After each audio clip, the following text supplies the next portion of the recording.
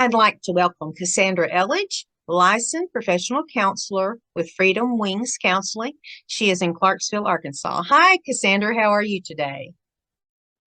Hi, I'm good. How are you? Wonderful. Thank you for being here with us today. I wanted to begin by asking some questions about trauma. Okay. How, how does toxic stress harm our mental health? Toxic stress harms our mental health by causing things like depression or anxiety.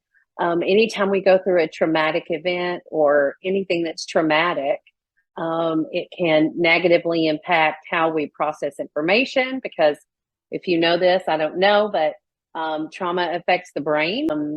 Parts of the brain, the amygdala, the hypothalamus, and the frontal lobe, which can affect how we feel. It can affect how we process information, making decisions, and our memory. And so anytime we have unprocessed trauma that's traumatic or toxic, it's going to negatively impact our mental health in a variety of ways. What would be some common signs of toxic stress in a person? If you've experienced depression as a result of some trauma, then you're going to see those typical depression symptoms. Anxiety is a big one that I think a lot of people don't notice. Like, I don't think that I realized I had so much anxiety in my life until I started to learn about this stuff. And so, if you're feeling overwhelmed, if you're feeling very stressed, I always go to how are you feeling it in your body? Because I'm very much a mind body person. Like, I experience stress in my shoulders. So when I start to feel a tightening or a headache at the base of my head, then I know there's some stress there. And that's kind of anxiety, but how people experience that's always going to be different. And then finding out if that's the result of toxic stress, results of toxic trauma is the anxiety and depression, feeling scattered and overwhelmed, lack of concentration, those kinds of things. I'm so glad that you brought in the physical to that because as you were talking, I was thinking, we're going to have physical symptoms also. So thank you for including that in there. If you were going to give someone some tools or some tips, how can we develop more resiliency to stress? Oh, I love that.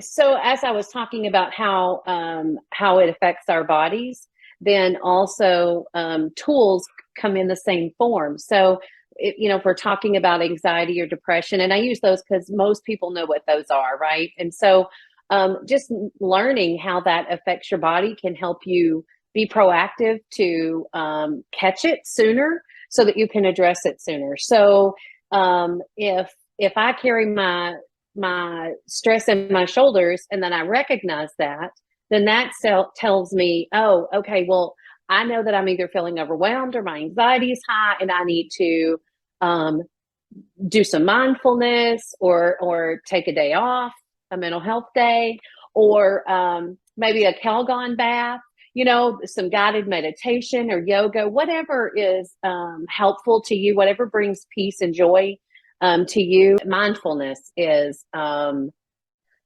good way to do that. So what do we do to be more mindful? Well, like I was talking about with the body, so being mindful of what you're experiencing and how that impacts your body, where you're feeling it in your body. So some people get a quickening of the heart, others experience nausea in their stomach, or maybe even throw up. Like I said, I experienced stress in my shoulders. And so catching those ahead of time, learning to listen to your body gives you the ability to implement the tools. Like mindfulness might be grounding. So taking your shoes off your feet and standing on the ground if possible, the grass or dirt, and just letting that sun hit your body and almost like a meditation, closing your eyes and just feeling the dirt between your toes or the grass between your toes can be very peaceful. So guided meditation's another one. And I just go on YouTube and search guided meditation for whatever I'm experiencing, whether that's anxiety or depression or sleep. There are supplements that you can take, things like that can help with calming and peace. Whatever brings you peace and helps you feel helps to eliminate those symptoms you're feeling. Brings you back to the now, to the right here, not out there, Yes. not over there, but just right here. Yes, ma'am. Could we talk about repressed memories? Do you think sometimes there may have been events that we may have repressed because we couldn't deal with them for whatever reason? And if we have those, can those create triggers? Absolutely. Is it okay for me to share a personal story? Absolutely. So I don't know if you knew this or not, but I actually had repressed memories of childhood abuse by my birth father. I didn't grow up with him. I didn't know about it. And it wasn't until about, I don't know, 5 years ago that through my own personal healing journey that I found repressed memories that my mom later confirmed. So my birth father had apparently, when I was 10 months old, was thought I was crying too much and tried to stop me from crying by placing a cloth diaper over my face. And my mom walked in and caught him, and eventually she was able to leave him. And I remember I had no memory of that. But I remember growing up, and I was never comfortable with having my face touched. I didn't like those turtlenecks that you would wear up around your, I didn't like people touching my face. I didn't want things in my face. And I never knew that. I was just thought that was one of those quirky things that I did. But what I found was my muscle memory, or my body's way of remembering what had happened to me. So I very much believe in repressed memories. Now, that's not the only memories I repress, but that's the only ones I probably should share right now outwardly. And so I think it's repressed memories are valid and can have an impact on you even when you don't remember them. Mm-hmm. That's very powerful. And thank you for sharing a part of your personal story with us. What can we do to create that environment that's trauma informed to help those that have dealt with trauma in their lives? Well, I think that's a big question. But I love it. Thank you for asking that. I think education is huge.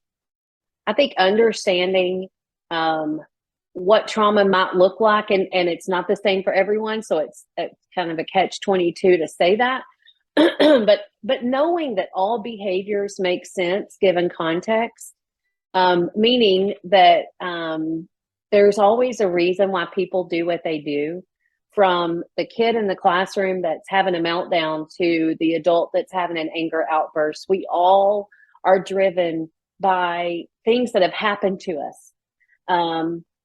And whether it's triggered or, just an emotion that's brought up.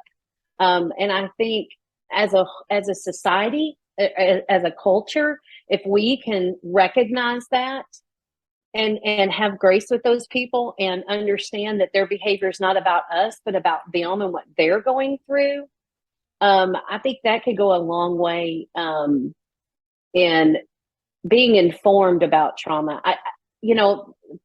What's sad is that sometimes, like we were just talking about repressed memories, so sometimes we don't know things have happened to us, or you have children or even adults that aren't able to articulate very well, or even know what's going on inside of them, whether that's trauma focused or related or just emotional.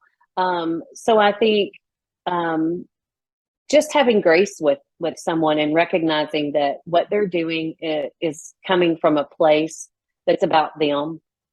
I think that goes a long way in helping others. One thing that I think about, we talk about hidden disabilities. And, if I see someone with a broken leg or in a wheelchair, I'm going to run up and help them to get into the door, like at Walmart or what have you, right? Because I see that.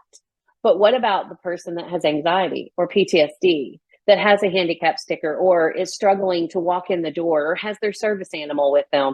A lot of times I think that as a society, we're guilty of we don't see it, so we don't know it, and we're not open to that sometimes. And I don't mean to be offensive. I just know those are situations. That's very powerful. And I think that that's something that we could all do better. about being more forward thinking about and paying attention, Mm-hmm. because everything out here isn't representative of what's in here. Mm-hmm. Fabulous, fabulous. Is there anything else that you want to say in closing? Do you have any final thoughts? I think as we're talking about trauma, to remember that trauma is relative to the person.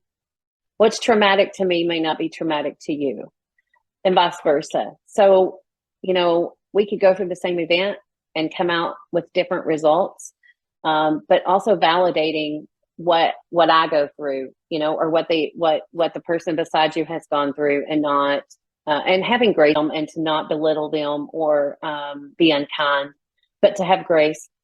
And while I say that, I also want to make sure that we focus on having grace with ourselves, because we've all been through something, and all behaviors make sense given context, even for us. And so to have grace and be like, oh man, maybe I shouldn't have said that, or shouldn't have done that, or I should have been more kind, but just to have grace with yourself. And I'm learning, I'm not perfect, I'm human. So I think if I could tell everyone anything, that would be it. That is so beautiful, so profound. Thank Thank you. you, Thank you. Cassandra, so much for your time. We appreciate you being here with us. I feel honored. Thank you. Goodbye. Bye bye.